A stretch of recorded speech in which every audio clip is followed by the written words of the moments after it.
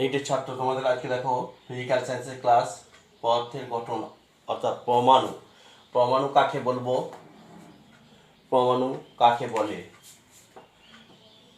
পরমাণু কাকে বলবে? পরমাণু কাকে বলবে? পদার্থের অতি সূক্ষ্মাতি কণা যা রাসায়নিক বিক্রিয়ায় অংশগ্রহণ করে, যার মধ্যে ওই মৌলের সমস্ত ধর্ম বর্তমান থাকে, তাকে বলা হবে পরমাণু। আবার বলছি, পরমাণু কাকে বলে? পদার্থের অতি সূক্ষ্মাতি সূক্ষ্ম কণা যার মধ্যে ওই মৌলের সমস্ত ধর্ম বর্তমান থাকে এবং যা রাসায়নিক বিক্রিয়ায় অংশগ্রহণ করে, তাকে বলা হবে পরমাণু। আবার বলছি, পরমাণু কাকে বলবো? মৌলের অতি সূক্ষ্মাতি সূক্ষ্ম কণা যার মধ্যে ওই মৌলের সমস্ত ধর্ম বর্তমান থাকে, যা রাসায়নিক বিক্রিয়ায় অংশগ্রহণ করে, তাকে বলা হবে পরমাণু। পরমাণু গঠন। পরমাণুর গঠন ডাল্টনের পরমাণুবাদ। ডাল্টনের পরমাণুবাদ।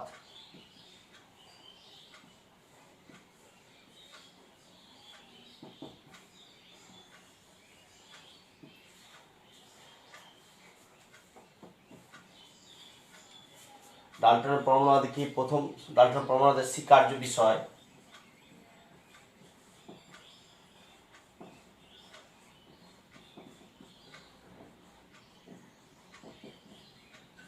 স্বীকার্য বিষয় কি? এক নম্বর হচ্ছে প্রত্যেক মৌলিক পদার্থ, প্রত্যেক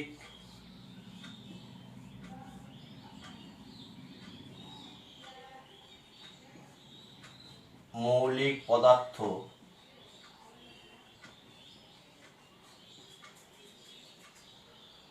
সূক্ষ্ম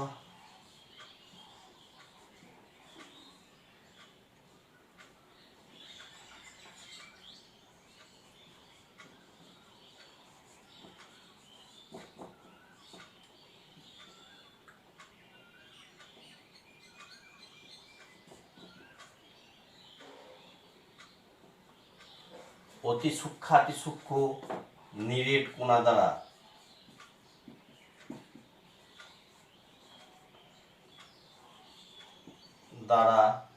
গঠিত,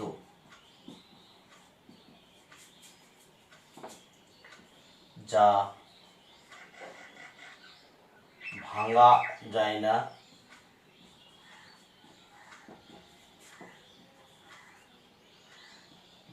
যার মধ্যে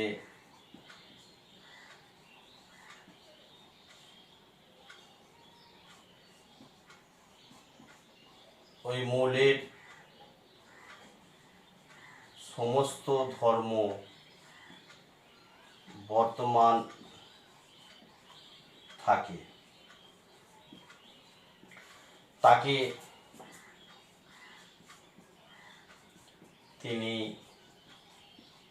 পরমাণু আখ্যা দেন। আবার বলছি, ডাল্টন পরমাণুবাদের স্বীকার্য বিষয়, এক নম্বর স্বীকার্য বিষয়, তিনি বলছেন প্রত্যেক মৌলিক পদার্থ সূক্ষ্মাতি সূক্ষ্ম নিরেট কণা দ্বারা গঠিত, যা ভাঙা যায় না, যার মধ্যে ওই মৌলের সমস্ত ধর্ম বর্তমান থাকে, তাকে তিনি পরমাণু ব্যাখ্যা দেন। দু নম্বর হচ্ছে ভিন্ন ভিন্ন মৌলের ভিন্ন ভিন্ন মৌলের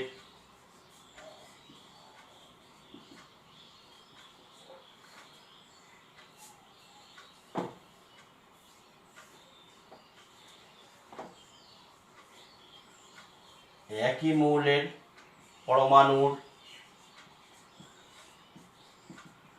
ভর ও ধর্ম একই রকম হয়। 3 নম্বর, আবার বলছি, 2 নম্বরটা, একই মৌলের পরমাণুর ভর ও ধর্ম একই রকম হয়, ভিন্ন ভিন্ন মৌলের পরমাণুর ভর ও ধর্ম ভিন্ন ভিন্ন হয়। 3 নম্বর পয়েন্ট, ভিন্ন ভিন্ন মৌলের পরমাণুর ভর ও ধর্ম ভিন্ন ভিন্ন হয়। মৌলগুলো যখন যৌগ গঠন করে, তখন পূর্ণ সংখ্যা পরমাণুগুলো পূর্ণ সংখ্যার সরল অনুপাতে যুক্ত হয়ে যৌগ গঠন করে। এটা হচ্ছে ডাল্টনের প্রমাণের মূল স্বীকার্য বিষয়। আবার বলছি, প্রত্যেক মৌলিক পদার্থ সূক্ষ্মাতিসূক্ষ্ম, অতি সূক্ষ্মাতিসূক্ষ্ম কণা দ্বারা বললেও ভুল হবে না, অতি সূক্ষ্মাতিসূক্ষ্ম নিরেট কণা দ্বারা গঠিত, যা ভাঙা যায় না, যার মধ্যে ওই মৌলের সমস্ত ধর্ম বর্তমান থাকে, তাকে তিনি পরমাণু আখ্যা দেন। একই মৌলের পরমাণুর ভর ও ধর্ম একই রকম হয়, ভিন্ন ভিন্ন মৌলের 3 নম্বর পয়েন্ট হচ্ছে ভিন্ন ভিন্ন মৌলের পরমাণুর ভর ও ধর্ম ভিন্ন ভিন্ন হয়। 2 বা ততোধিক মৌল যখন যৌগিক পদার্থ গঠন করে তখন মৌলের পরমাণুগুলো পূর্ণ সংখ্যার সরল অনুপাতে যুক্ত হয়ে যৌগ গঠন করে। এইগুলি ছিল ডাল্টন প্রমাণের মূল শিক্ষার্য বিষয়।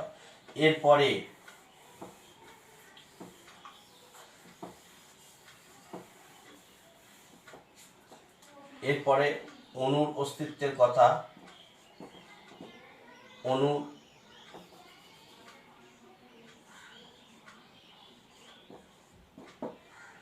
অণুর অস্তিত্বের কথা কল্পনা করেন, অণুর কথা ভাবেন। অ্যামেদীয়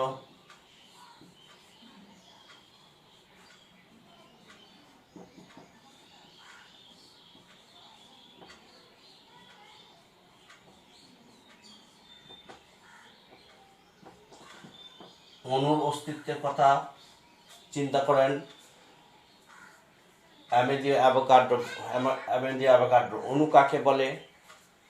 অণু কাকে বলে? মৌলিক বা যৌগিক পদার্থের যে কণা, যে নিরেট কণা, যার মধ্যে ওই মৌলের সমস্ত ধর্ম বর্তমান থাকে, যার মধ্যে ওই মৌলের সমস্ত সত্তা বহন করে, যা রাসায়নিক বিক্রিয়ায় অংশগ্রহণ করে, তাকে বলা হবে অণু। মৌলিক বা যৌগিক পদার্থের সূক্ষ্মতম কণা, যা রাসায়নিক বিক্রিয়ায় অংশগ্রহণ করে, যার মধ্যে ওই মৌলের সমস্ত ধর্ম বর্তমান থাকে, তাকে বলা হবে অণু। যেমন জলের সংকেত H2O, জল, এক অণু জল। অক্সিজেন O2, হাইড্রোজেন H2, এগুলো হলো অণু। অণুর অস্তিত্বের কথা প্রথম কল্পনা করেন বিজ্ঞানী অ্যামেদিও অ্যাভোগাড্রো। তিনি অণুর অস্তিত্বের কথা প্রথম কল্পনা করেন। এবার আমরা আসবো পরমাণু।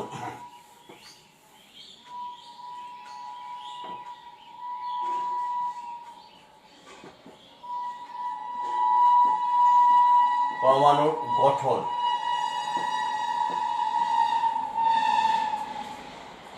ডাল্টন যে বলেছিলেন যে পরমাণু অবিভাজ্য, পরমাণু বিভাজ্য নয়, একথা বলেছিলেন, কিন্তু বিভিন্ন পরীক্ষা নিরীক্ষার সাহায্যে দেখা গেছে যে পরমাণু বিভাজ্য। পরমাণুকে ভেঙে ইলেকট্রন, প্রোটন এবং নিউট্রন এই কণাগুলো আবিষ্কার করা গেছে।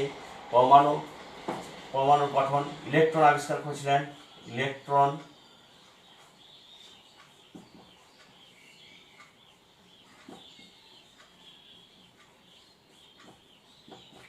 আবিষ্কার করেন থমসন। প্রোটন আবিষ্কার করেন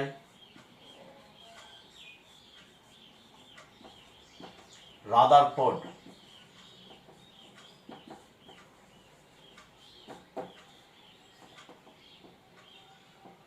নিউট্রন কণা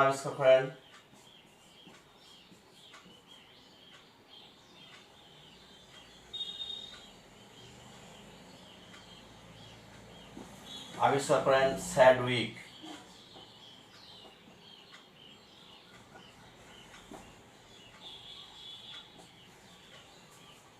নিউটন কণা আবিষ্কার করেন আবার বলছি, পরমাণুর মধ্যে 3টে কণা সন্ধান পাওয়া যাচ্ছে।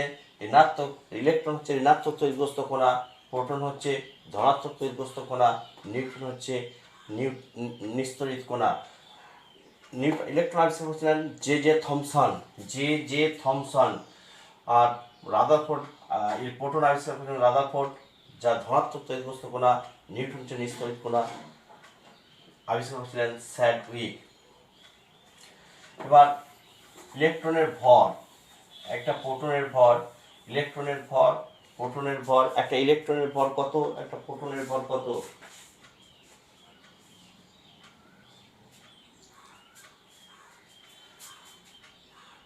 পরমাণুর প্রোটন এবং নিউট্রন প্রোটন এবং নিউট্রন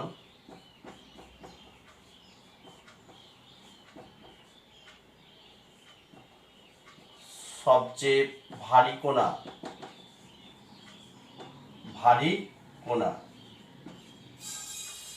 একটা প্রোটন বা নিউট্রনের চেয়ে একটা ইলেকট্রন বা ইলেকট্রনের চেয়ে প্রোটন নিউট্রন প্রায় 2000 গুণ বেশি ভারী। আবার বলছি, একটা প্রোটন এবং একটা নিউট্রন কণা একটা ইলেকট্রন কণার চেয়ে প্রায় 2000 গুণ ভারী। তবে হ্যাঁ, প্রোটনের থেকে নিউট্রন সামান্য ভারী। সবচেয়ে ভারী কণা, তাহলে সবচেয়ে পরমাণুর সবচেয়ে ভারী কণা হচ্ছে নিউট্রন। পরমাণুর সবচেয়ে হালকা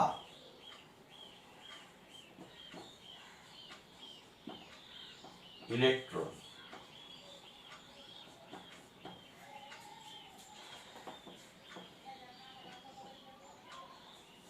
ভরের ক্রম অনুসারে সাজালে আমরা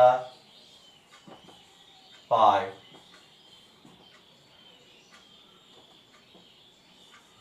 neutron greater than proton greater than electron. তাতে ভরের ক্রম অনুসারে সবচেয়ে ভারী কণা নিউট্রন, তারপর প্রোটন, তারপরে ইলেকট্রন। এবং প্রোটনের চার্জ হচ্ছে ধনাত্মক আধানবাহী,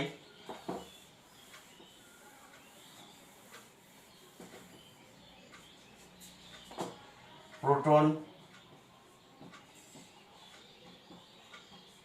ধনাত্মক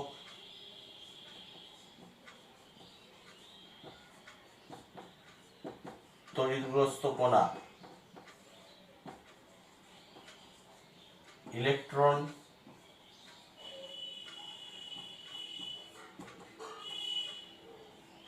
ঋণাত্মক তড়িৎগ্রস্ত কণা, নিউট্রন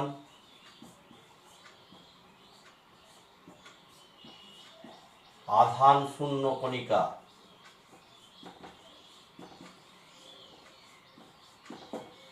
নিউট্রন হচ্ছে আধান শূন্য কণা, প্রোটন ধনাত্মক তড়িৎগ্রস্ত কণা, ইলেকট্রন ঋণাত্মক তড়িৎগ্রস্ত কণা, নিউট্রন আধান শূন্য কণা। এবার আমরা আসবো রাদারফোর্ডের পরমাণু গঠন।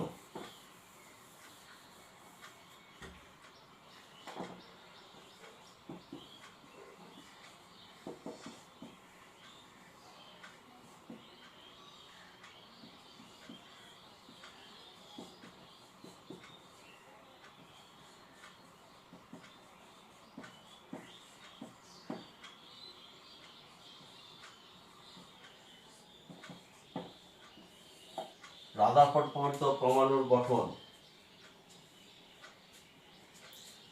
রাদারফোর্ড প্রমাণিত পরমাণুর গঠন কি?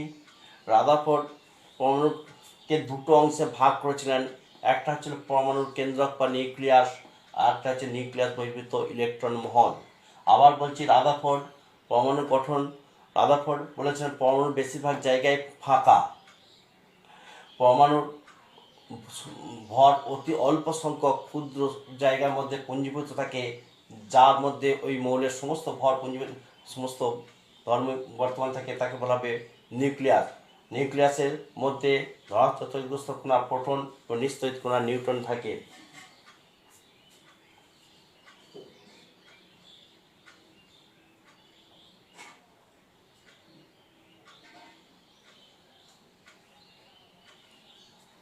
আবার বলছি, রাদারফোর্ডের প্রমাণিত পরমাণুর গঠন। রাদারফোর্ড পরমাণু গঠন দুটো অংশে ভাগ করা যায়। রাদারফোর্ড পরমাণুর দুটো অংশে পরমাণুকে দুটি অংশে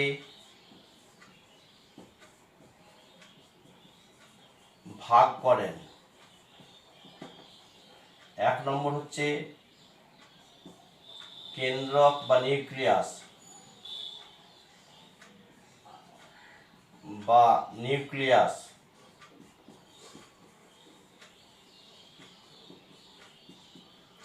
2 নম্বর হচ্ছে ইলেকট্রন মহল। পরমাণু কেন্দ্রক বা নিউক্লিয়াস কাকে বলে? প্রথম হচ্ছে পরমাণুর বেশিরভাগ অংশই ফাঁকা, পরমাণুর অতি অল্প সংখ্যক জায়গায় ওই পরমাণুর সমস্ত ভর পুঞ্জীভূত থাকে, যার মধ্যে ধনাত্মক তড়িৎগ্রস্ত কণা প্রোটন বর্তমান থাকে, তাকে নিউক্লিয়াস আখ্যা দিয়েছিলেন। তখনও নিউটন আবিষ্কার হয়নি। আর ইলেকট্রনগুলো নিউক্লিয়াসের চারদিকে বিভিন্ন কক্ষপথে আবর্তন করে। এটাই হচ্ছে রাদারফোর্ড প্রবর্তিত পরমাণু গঠন। পরবর্তীকালে নিউক্লিয়াস আবিষ্কার হলে, নিউটন কোণ আবিষ্কার হলে পরমাণুর কেন্দ্রকের মধ্যে থাকে ধনাত্মক তড়িৎগ্রস্ত প্রোটন কণা এবং নিশ্চয়ই নিউট্রন কণা একত্রে থাকে। কি করে থাকে নিউট্রন কণা? নিউক্লিয় বলের প্রভাবে থাকে। নিউক্লিয় বলের প্রভাবে নিউক্লিয়াসের মধ্যে ধনাত্মক তড়িৎগ্রস্ত প্রোটন কণাগুলো এবং নিশ্চয়ই নিউট্রন কণা এক জায়গায় থাকে, এবং এদের মধ্যে যে আকর্ষণ ও বিকর্ষণ বলের উৎপত্তি হয়, সে আকর্ষণ ও বিকর্ষণ বল নিউক্লিয় বলের চেয়ে কম, এবং নিউক্লিয় বল সবচেয়ে বেশি শক্তিশালী। তাই নিউক্লিয়াসটা পরমাণুর ঠিকঠাক থাকে। তাহলে রাদারফোর্ড প্রবর্তিত পরমাণুর গঠনটা কি? রাদারফোর্ড পরমাণুর গঠনকে দুটো অংশে ভাগ করেছিলেন। একটা হচ্ছে পরমাণুর কেন্দ্রক বা নিউক্লিয়াস, আর নিউক্লিয়াস বহির্ভূত ইলেকট্রন মহল। পরমাণুর কেন্দ্রক বা নিউক্লিয়াস কাকে বলে? পরমাণুর কোনো মৌল, পরমাণুর সমস্ত ভর অতি অল্প সংখ্যক জায়গায় পুঞ্জীভূত থাকে, তাকে তিনি নিউক্লিয়াস আখ্যা দিয়েছিলেন। এই নিউক্লিয়াসের মধ্যে ধনাত্মক তড়িৎগ্রস্ত প্রোটন কণা বর্তমান থাকে। রাদারফোর্ড যখন পরমাণু মডেল আবিষ্কার করেন তখনও নিউটন আবিষ্কার হয়নি। এরপরে নিউক্লিয়াসের চারদিকে বিভিন্ন কক্ষপথে ইলেকট্রনগুলো পরিবহন করে, এ কথা তিনি বলেছিলেন। পরবর্তীকালে নিলস বোর রাদারফোর্ডের পরমাণুর গঠন করেছিলেন। সংশোধন করে কি বলেছিলেন? যে পরমাণু নিউক্লিয়াসের মধ্যে ধনাত্মক তড়িৎগ্রস্ত প্রোটন কণা এবং নিস্তড়িৎ কণা নিউট্রন কণা একসঙ্গে থাকে। এবার বিভিন্ন সুনির্দিষ্ট কক্ষপথে নির্দিষ্ট সংখ্যক ইলেকট্রনগুলো পরিবহন করে, যাদের এক একটি কক্ষপথকে বলা হয় কোয়ান্টাম সংখ্যা বা সুস্থির কক্ষপথ তিনি নাম দিয়েছিলেন, এবং তাদের শক্তিও সম্পর্কে তিনি নির্দিষ্ট করে দিয়েছিলেন। এবার আমরা আসবো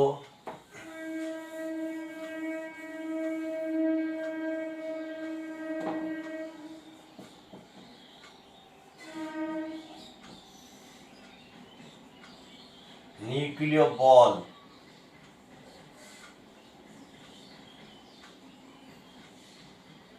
কাকে বলে? নিউক্লিয় বল কাকে বলে? নিউক্লিয় বল কাকে বলে?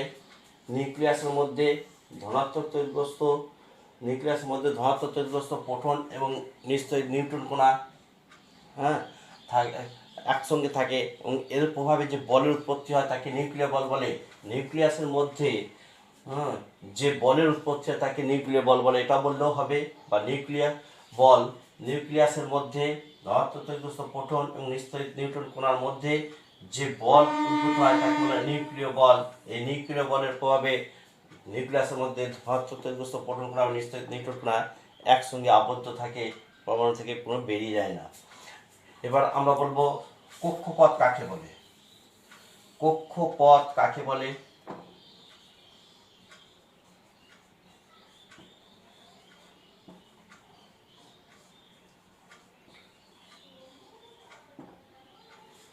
কক্ষপথ কাকে বলে?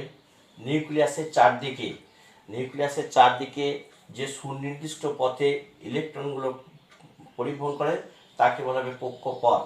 এই কক্ষপথের সংখ্যা সাধারণত প্রথম কক্ষ, দ্বিতীয় কক্ষ, তৃতীয় কক্ষ, চতুর্থ কক্ষ, পঞ্চম কক্ষ এইভাবে নাম দেয়, অথবা কে, এল, এম, এন, ও, পি এইভাবে কক্ষপথের নাম দেয়। কে কক্ষ, এল কক্ষ, এম কক্ষ, এন কক্ষ, ও কক্ষ, পি কক্ষ, এইভাবে কক্ষপথের নাম দেয়। এবং কোন কক্ষপথে কতগুলো ইলেকট্রন থাকবে তা নির্দিষ্ট। কে কক্ষে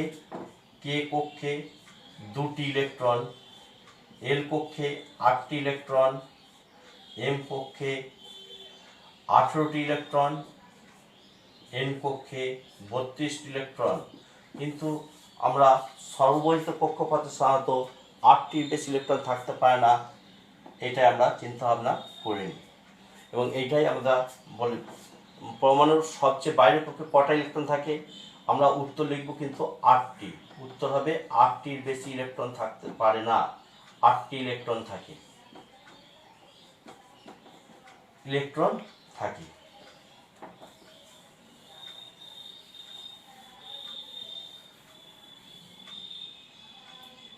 এবার আমরা আসবো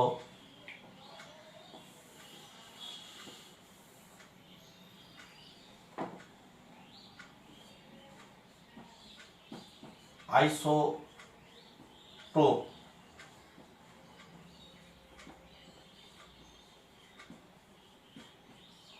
আইসোবার ও আইসোটোন।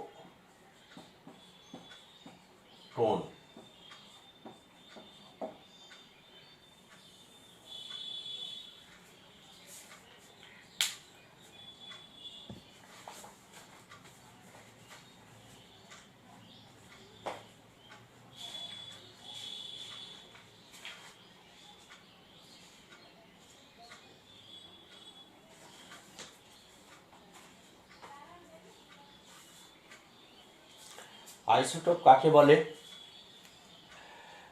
একই মৌল যাদের পরমাণু ক্রমাঙ্ক 1, ভর সংখ্যা আলাদা তাদের আইসোটোপ বলে।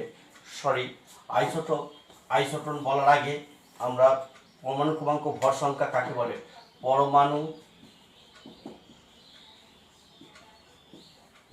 ক্রমাঙ্ক ও ভর সংখ্যা। পরমাণু ক্রমাঙ্ক ভর সংখ্যাটা আমাদের বলা হয়ে যাক। পরমাণু কাকে বলে? পরমাণুর নিউক্লিয়াসে যতগুলো প্রোটন থাকে সেই সংখ্যাকে বলা এই পরমাণু ক্রমাঙ্ক। আবার বলছি, পরমাণু কাকে বলে? পরমাণুর নিউক্লিয়াসের মধ্যে যতগুলো প্রোটন সংখ্যা থাকে সেই সংখ্যাকে ওই পরমাণু ক্রমাঙ্ক বলে। ভর সংখ্যা কাকে বলে?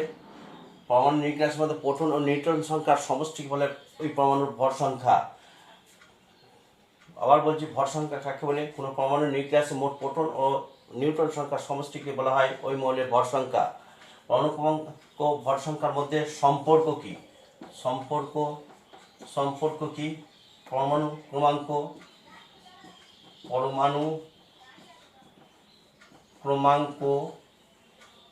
সমান প্রোটন সংখ্যা।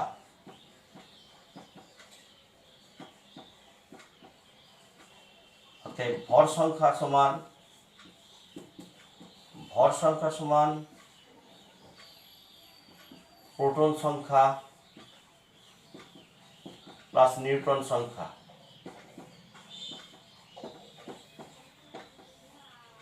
অর্থাৎ পরমাণু ক্রমাঙ্ক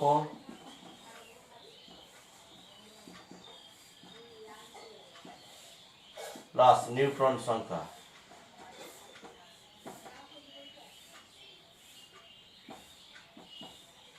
এটাই হচ্ছে পরমাণু ক্রমাঙ্ক ভর সংখ্যার মধ্যে সম্পর্ক।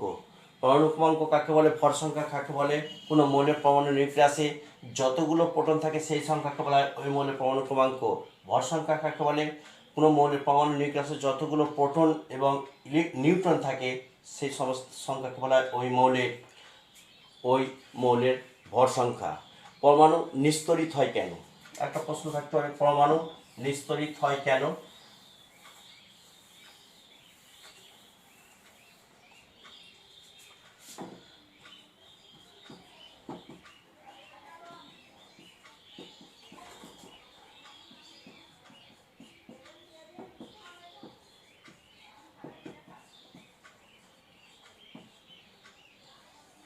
পরমাণু নিস্তরিত হয় কেন? পরমাণুর মধ্যে যতগুলো ধনাত্মকগ্রস্ত প্রোটন কণা থাকে ঠিক ততগুলি ঋণাত্মকগ্রস্ত ইলেকট্রন কণা থাকে। ফলে ধনাত্মকগ্রস্ত প্রোটন কণা এবং ঋণাত্মকগ্রস্ত ইলেকট্রন কণা পরস্পরের চার্জকে প্রশমিত করে দেয়, এই জন্য গোটা পরমাণুটা নিস্তরিত হয়ে যায়। আবার বলছি, পরমাণু নিস্তরিত হয় কেন? একটা গোটা পরমাণুতে যতগুলো ধনাত্মকগ্রস্ত প্রোটন কণা থাকে ঠিক ততগুলো ঋণাত্মকগ্রস্ত ইলেকট্রন কণা থাকে। ধনাত্মকগ্রস্ত প্রোটন কণা এবং ঋণাত্মকগ্রস্ত ইলেকট্রন কণা সমান থাকার জন্য পরস্পরের চার্জকে প্রশমিত করে দেয়, সেই জন্য গোটা পরমাণুটা নিস্তরিত হয়ে পড়ে বা পরমাণু নিস্তরিত, এই কারণে পরমাণু নিস্তরিত হয়। এবার আমরা আসবো আইসোবার। আইসোটোপ কাকে বলে? আইসোটোপ আইসোটোপ কাকে বলে? আইসোটোপ কাকে বলে? একই মৌল যাদের পরমাণু ক্রমাঙ্ক একই কিন্তু ভর সংখ্যা আলাদা, সেই সমস্ত মৌলকে বলা হবে পরস্পরের আইসোটোপ।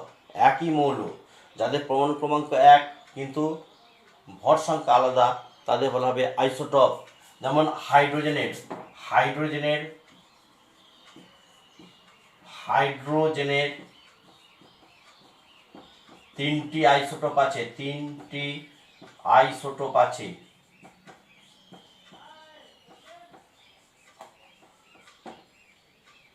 তিনটি আইসোটোপ, এক নম্বর হচ্ছে সাধারণ হাইড্রোজেন,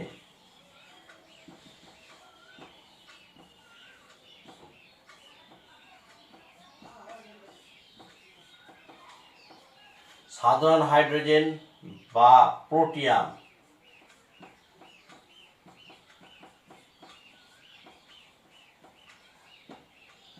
সংকেত হচ্ছে 1 1 দু নম্বর হচ্ছে ভারী হাইড্রোজেন,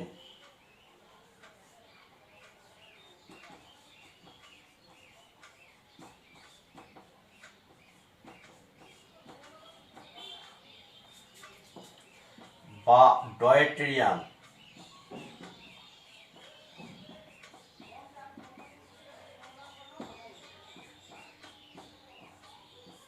1 2। 3 নম্বর হচ্ছে ট্রিসিয়াম,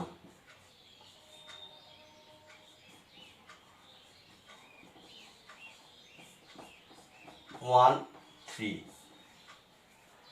প্রোটিয়াম 1 1, ডয়টেরিয়াম আর ট্রিসিয়াম, হাইড্রোজেনের এই তিনটে আইসোটোপ থাকে। হাইড্রোজেনের এই তিনটে আইসোটোপ, কার্বনেরও তিনটে আইসোটোপ আছে। কার্বন 6 12 6 13 6 14, কার্বনের 6 12 6 13 6 14, এই তিনটে আইসোটোপের মধ্যে 6 14 আইসোটোপ তেজস্ক্রিয় আইসোটোপ। তারপরে অক্সিজেনের তিনটে আইসোটোপ, 8 16 8 17, ভারী হাইড্রোজেন অক্সিজেন তিনটে আইসোটোপ, 6 8 16 8 17 8 18। এবং ক্লোরিনের দুটো আইসোটোপ দেখতে পাওয়া যায়, ক্লোরিন 17 35 17 37, ক্লোরিনের এই দুটো আইসোটোপ দেখতে পাওয়া যায়। এবার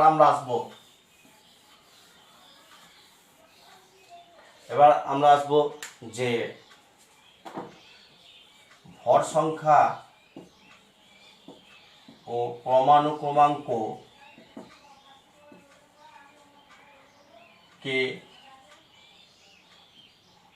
কিভাবে প্রকাশ করা যায়।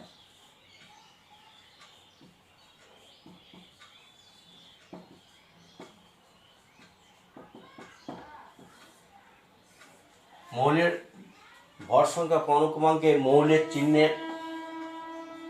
মৌলের চিহ্নের উপরে বাম দিকে ভর সংখ্যা এবং নিচে বাম দিকে একবারে নিচে পরমাণু ক্রমাঙ্ক দ্বারা মৌলকে প্রকাশ করা যায়। যেমন ক্লোরিনের ভর সংখ্যা হচ্ছে 35 আর পরমাণু ক্রমাঙ্ক 17।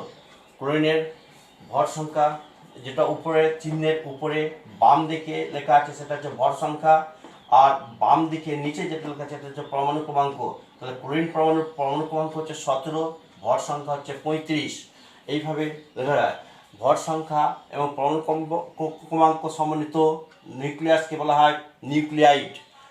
কোনো মৌলের চিহ্নের দ্বারা প্রকাশিত পরমাণু ক্রমাঙ্ক ভর সংখ্যা সমন্বিত মৌলকে বলা হয় নিউক্লিয়াইড। এটা হচ্ছে ক্লোরিনের একটা নিউক্লিয়াইড। আর ক্লোরিনের আরেকটা নিউক্লিয়াইড 17 35 17 37। এরা পরস্পরে আইসোটোপ, এদের ভর সংখ্যা কিন্তু আলাদা, পরমাণু ক্রমাঙ্ক এক হয়, মৌল দুটো রাসায়নিক ধর্ম কিন্তু একই থাকে। এবার আমরা আসবো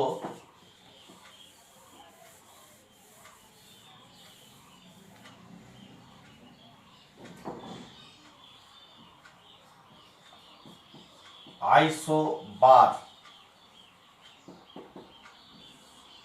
আইসোবার কাকে বলে? আইসোবার কাকে বলবো? ভিন্ন মৌল যাদের ভর সংখ্যা একই রকম হয় কিন্তু পরমাণু ক্রমাঙ্ক আলাদা হয় তাদের পরস্পরের আইসোবার বলে। দুটি ভিন্ন মৌল যাদের ভর সংখ্যা একই কিন্তু পরমাণু ক্রমাঙ্ক আলাদা তাদের পরস্পরের আইসোবার বলে। যেমন আমরা ধরি 1 2 2 3 এই হিলিয়াম,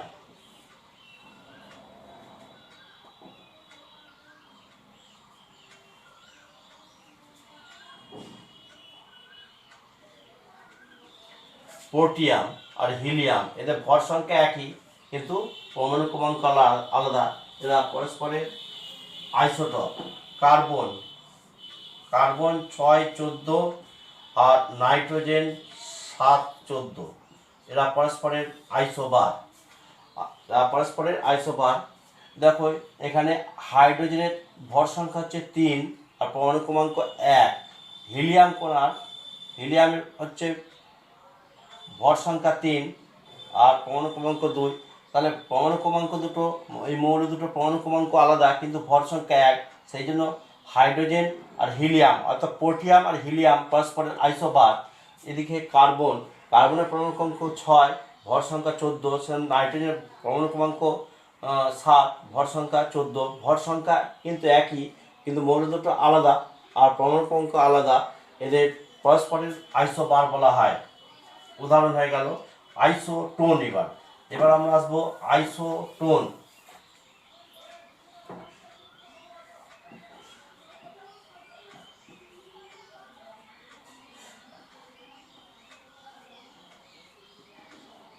আইসোটোন কাকে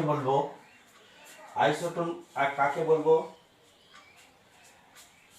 দুটো মৌল যাদের পরমাণু ক্রমাঙ্ক ও ভর সংখ্যা আলাদা কিন্তু নিউক্লিয়াসে নিউট্রন সংখ্যা একই সংখ্যক থাকে তাদের পরস্পরের আইসোটোন বলে।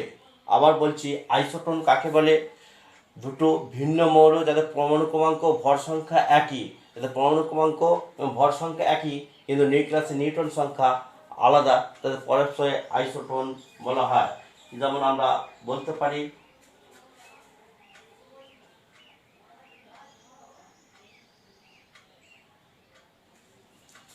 সিলিকন। উদাহরণ হিসেবে আমরা লিখতে পারি সিলিকন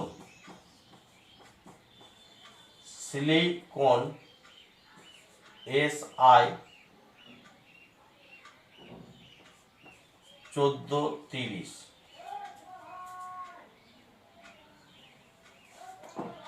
ফসফরাস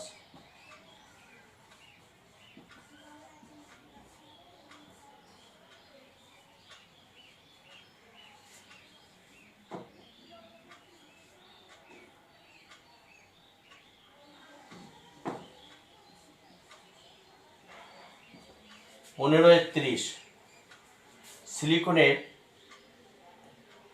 সিলিকনের পরমাণু ক্রমাঙ্ক 14, ভর সংখ্যা 30 আর ফসফরাসের পরমাণু ক্রমাঙ্ক 15, ভর সংখ্যা 31। দুটি এর ভর সংখ্যার সঙ্গে ভর সংখ্যা তফাৎ আছে, পরমাণু ক্রমাঙ্ক কিন্তু সিলিকনের SI এর নিউট্রন সংখ্যা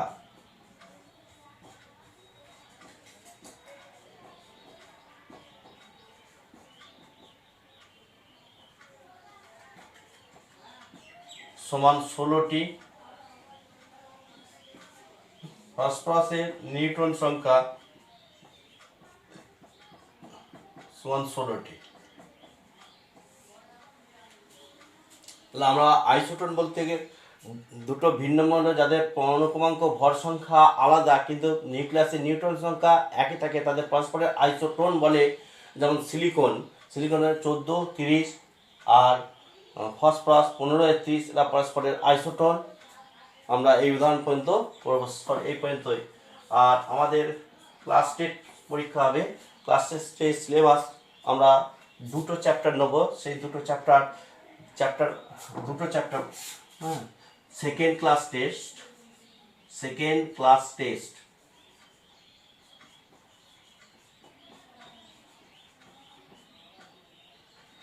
চ্যাপ্টার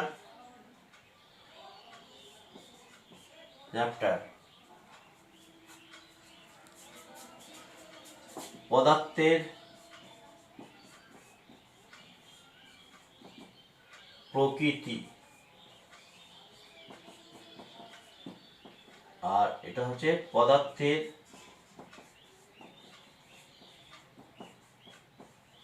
গঠন ব্র্যাকেটে পরমাণুর গঠন। এই পর্যন্ত এই দুটো পদার্থের প্রকৃতি এবং পদার্থের গঠন, পরমাণু গঠন, এই দুটো চ্যাপ্টার পরীক্ষা হবে।